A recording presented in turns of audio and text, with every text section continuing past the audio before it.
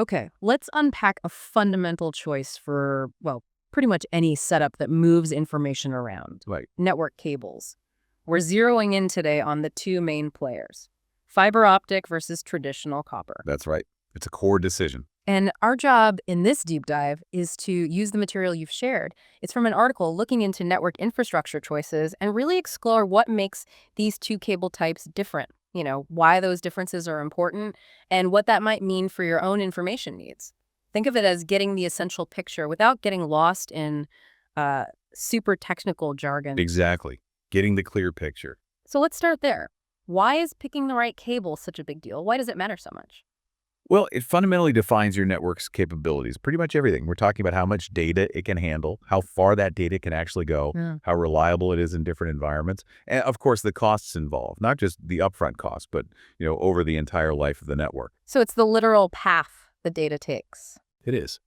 And fiber and copper build that path using completely different physical principles. Different physics. Okay. How exactly are they sending the data then? What's the mechanism? So copper cable, that's the technology most people are familiar with. It's been the standard for decades. Yeah.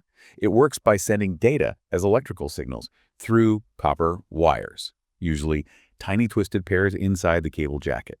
We've seen it evolve, right? Cat 5e, Cat 6, Cat 6a, and now even Cat 8 for certain applications. Right, the cables you plug into your laptop or your home router. Those. Now, fiber optic cable, it's a whole different approach. It sends data using pulses of light. Tiny, incredibly fast flashes of light. These light pulses travel down extremely thin strands of pure glass, or sometimes plastic, actually. There's a protective layer around this core called cladding, and it basically acts like a mirror, bouncing the light along the inside, keeping it contained within the strand as it travels. Huh. Okay, so electricity flowing through metal versus light shooting down glass. That sounds like more than just a minor technical detail. Feels like it would lead to some really significant differences in what they can do. It absolutely does. That fundamental difference in how the data is carried is really the source of almost every major performance difference we see between them. Okay, let's get into that performance stuff then. This is where it gets really practical for people. Speed and bandwidth, the sheer amount of data they can carry. Who has the edge? Fiber has a really significant advantage here, a profound one, you could say. Modern fiber easily supports speeds like 10 gigabits per second, 40, 100 GBPs, and the path forward is clear towards 400 GBPs and potentially even into the terabits per second range. It offers just enormous bandwidth potential, easily handles really data-intensive things like high-definition video streaming or editing, big cloud backups, real-time AI stuff. Wow, terabits, okay. And copper, where does it stand in comparison? Copper's improved a lot, definitely. High-end twisted pair like Category 6A can handle 10 GBPs, which is fast, but there's a big but. You're generally limited to about 100 meters or 328 feet for that speed. Category 8 pushes speeds higher, maybe 25 or 40 GBPs, but only over very short distances, like under 30 meters, often for connections within a single server rack, for instance. Okay. So while copper is perfectly fine for many desktop runs or standard office connections, fiber provides vastly more capacity, especially looking towards future data growth. It's just got more room to grow. Got it. So fiber clearly wins on speed and capacity potential. Now, does that speed hold up over distance? Does light get tired traveling further? Good way to put it. Signal loss, or what engineers call attenuation, is definitely a critical factor. And this is where copper hits a hard physical limit much faster. When you send electrical signals down copper wires, especially at higher frequencies for higher speeds, they naturally weaken over distance, resistance, and other factors. That 100-meter limit for high-speed copper isn't just a suggestion. Beyond that, the signal often degrades too much to be reliable without needing amplification or repeaters. Right, and fiber. Fiber, using light, is just exceptional for distance. Even standard multi-mode fiber, like OM4, can carry 10 GBPs reliably for 400 or even 550 meters, much further than copper. And then there's single-mode fiber. That's stuff used for really long hauls, connecting buildings across a large campus, linking data centers, even running under oceans between continents. With single-mode, you can send data tens of kilometers, 40 kilometers, maybe even more, with very, very little signal loss. The difference compared to copper is just huge. Tens of kilometers, that's incredible compared to copper's 100 meters. Okay, so beyond speed and distance, what about just keeping the connection stable and clean? Is one more prone to outside interference? This is a really important practical difference tied directly back to that physics. Copper cable because it relies on electrical signals. It's susceptible to electromagnetic interference, EMI, and radio frequency interference, RFI. Also, electrostatic discharge, ESD. What causes that kind of interference? Oh, lots of things in a typical environment. Think about running copper cables near fluorescent lights, large electric motors, power lines, generators, even just densely packed racks of servers all generating electrical fields. This electrical noise can actually interfere with the data signals traveling through the copper, causing errors, data corruption, slowing down the network. Okay, so copper can be a bit sensitive. How does fiber handle that? Well, this is one of fiber's superpowers, really, because it uses light, not electricity. It's completely immune to EMI, RFI, and ESD. Electromagnetic fields just don't affect light pulses. This makes fiber incredibly reliable, especially in environments that are electrically noisy. Think manufacturing floors, hospitals with lots of equipment, dense data centers. Places where keeping the signal clean is absolutely critical. That makes a lot of sense. Immunity to electrical noise is a big plus, so fiber seems to be leading on speed, distance, and reliability in noisy environments. Are there physical differences in the cables themselves we should know about? Size, weight, flexibility? Yes, definitely. If you've ever handled network cables, you'll know that higher category copper cables, especially the shielded ones, designed to help fight that interference we just talked about. Yeah. They tend to be thicker, heavier, and generally less flexible than fiber optic cables. Right, they can be quite bulky. They can. Fiber optic cables, on the other hand, containing those tiny glass strands, are typically much thinner, significantly lighter, and more compact. Now, the glass fibers inside are delicate. You have to handle them with care during installation. You can't bend them too sharply. But the overall smaller size and lower weight of the fiber cable itself can be a really big advantage when you're trying to route cables through crowded conduits or manage pathways in a packed server rack or data center. Space is often at a premium. Okay, smaller and lighter could definitely be helpful in tight spots. What about security? Can someone, listen in on the data traveling through the cable without you knowing? That's another area where fiber generally offers a higher level of inherent security. Because it transmits light, it doesn't radiate electromagnetic signals that someone could potentially pick up remotely with sensitive equipment, unlike copper sometimes can. And physically tapping into a fiber optic cable is much harder than tapping copper. It requires specialized tools and knowledge.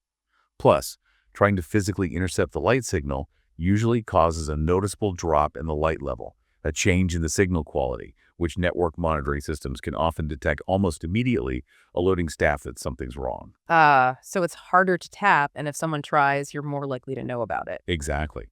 Copper, transmitting electrical signals, can be more vulnerable to certain kinds of undetected eavesdropping, sometimes using what are called inductive taps that pick up the signal without physically cutting the wire. So for networks carrying particularly sensitive information, fiber is often seen as the more secure physical medium. Okay, that's a clear point for fiber on security. Now, let's talk money, the cost factor. My assumption, and maybe this is outdated, is that fiber is just way more expensive upfront. Is that still generally true? Historically, yes, that was a major barrier. And often, the initial cost can still favor copper. The raw materials for copper cable, the standard connectors like RJ45 jacks, the basic network interface cards for computers, these tend to be less expensive up front. Yeah. And the tools and techniques for installing copper are very common, widely understood, which can sometimes mean lower labor costs for basic installations. Okay, so cheaper materials, maybe easier installation for standard stuff. What about fiber's initial costs? Fiber typically does involve a higher initial investment. The fiber cable itself usually costs more per foot or meter than copper. And then you need the specialized components, the precise connectors, the transceivers, which are the little modules that plug into switches and servers to convert electrical signals to light and back again. Things like SFPs or QSFP modules. Right, those little plug-in things. Yeah, those add cost. Plus, installing fiber properly requires specialized tools for things like termination, fusion splicing if you need to join fibers, and specific testing equipment to verify the connection quality. And it often requires technicians with specific training and expertise. So more expensive cable, need for transceivers, specialized tools and skills. It adds up initially. It can, yes. So if the absolute rock bottom initial budget is the only thing you're looking at today, copper might seem like the obvious choice. I sense a but coming. But hey, exactly. The source material really emphasizes looking beyond just that day one price tag. We need to consider the total cost of ownership, or the TCO, over the entire lifespan of the network infrastructure. Think about it. Both high-quality copper and fiber cabling systems are often warranted by manufacturers for 20, maybe 25 years. They're built to last. Okay, long lifespan for both. Right. But fiber's glass core doesn't corrode like copper can in some environments. More importantly, factor in fiber's greater reliability. We talked about its immunity to interference. That often translates to less network downtime, fewer troubleshooting calls, lower maintenance costs over time. Also, because light signals lose less energy over distance than electrical signals, fiber networks can sometimes be more energy efficient, especially for longer runs, potentially lowering operational costs. And then there's the scalability factor we touched on earlier. Fiber's capacity for future upgrades without replacing the cable itself can make it much more economical over that 20-25-year life cycle, especially if your data needs are growing, which, let's face it, whose aren't? That's a really important perspective, looking at the whole picture, the long-term value, not just the initial price.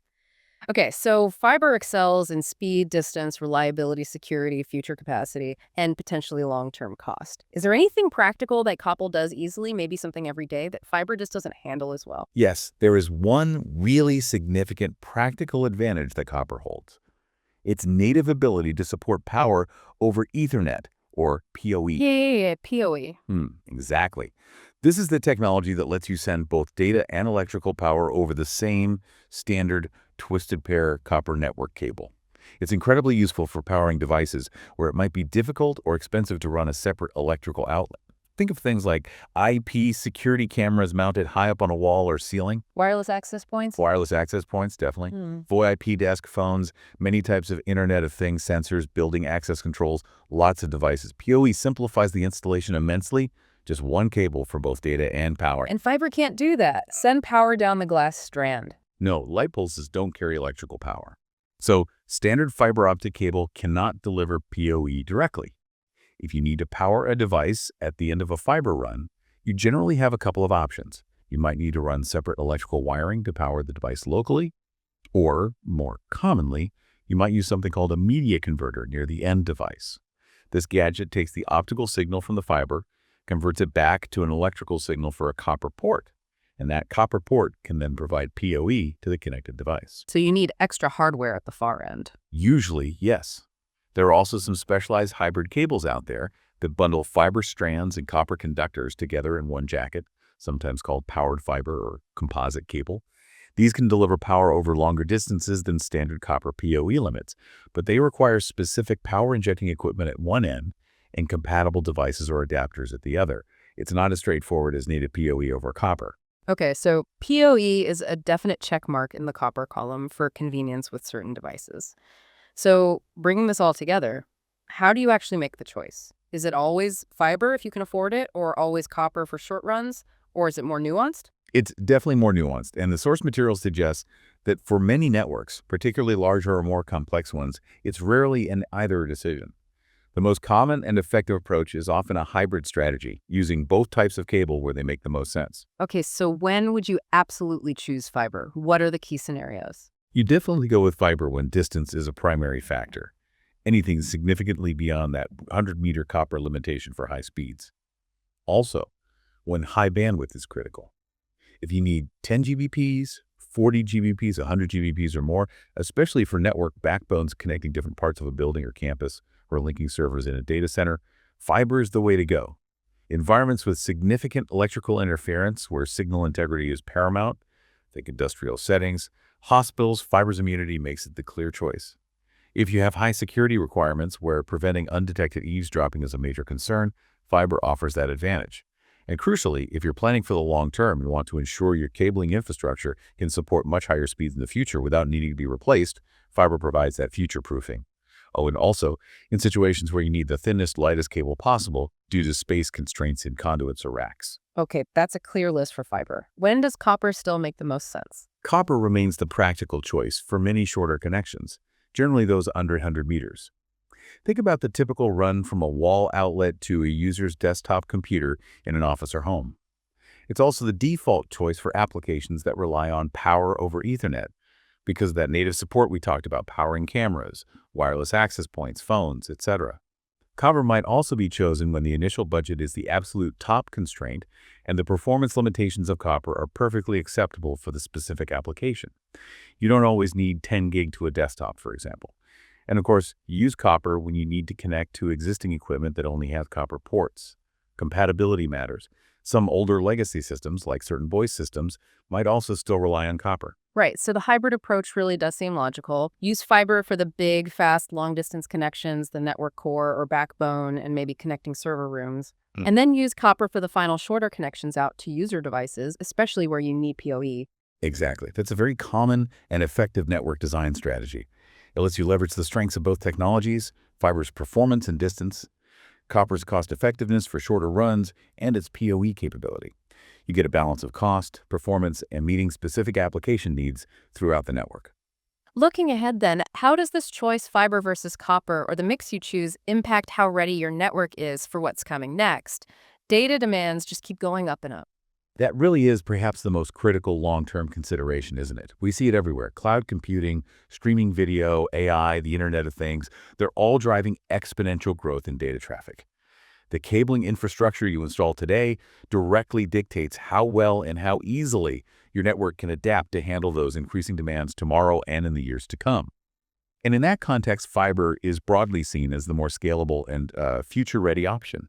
Its fundamental physics, using light, just allows for vastly more data carrying capacity than electrical signals over copper. The theoretical limits of fiber are far, far beyond what even today's fastest network equipment actually uses. So the pipe is much bigger, even if we're not filling it yet. Precisely. Yeah. And what that means practically is that if you install a good quality fiber optic network today, future speed increases going from 10 gig to 40 gig or 100 gig to 400 gig often only require upgrading the active electronic components at each end. Swapping out the network switches, the routers, the transceivers, those SFP, QSFP modules again. Yeah. You likely won't need to go through the massive disruption and expense of pulling out the old cables from the walls and ceilings and replacing them with new ones. Which can be a huge project. Huge, expensive, disruptive. So fiber offers a potentially much smoother, less costly upgrade path over the long term. While copper technology continues to improve for specific short distance, high-speed uses like Cat8, fiber's fundamental capacity using light gives it a much, much higher ceiling for speed and bandwidth growth for decades to come. Installing fiber now really is an investment in long-term connectivity. Okay, that's a powerful point about future scalability. So wrapping this up, we've really unpacked how fiber and copper cables work at their core, light versus electricity. We've compared them across key performance areas: speed, distance, reliability against interference. We looked at physical differences, security aspects, and the cost equation, including that important total cost of ownership idea. We also highlighted copper's unique advantage with power over Ethernet and saw how, in practice, the best solution is often a hybrid approach, using each where it fits best. And critically, we see fiber offering significantly more headroom for future growth. That covers the main points, yes. So what does this all mean for you listening? Well, whether you're someone directly involved in making network decisions, or maybe just curious about the infrastructure that powers our digital world, understanding these core differences is key. Seeing why transmitting data with light offers certain advantages over electricity and vice versa helps make sense of why networks are designed the way they are. It's not always a simple choice. No, definitely not. This deep dive shows it really depends on your specific needs today, the physical environment you're working in, your budget constraints, and importantly, your best assessment of what your data requirements might look like down the road. Balancing all those factors. Exactly. Now, here's a final thought to leave you with, something to mull over.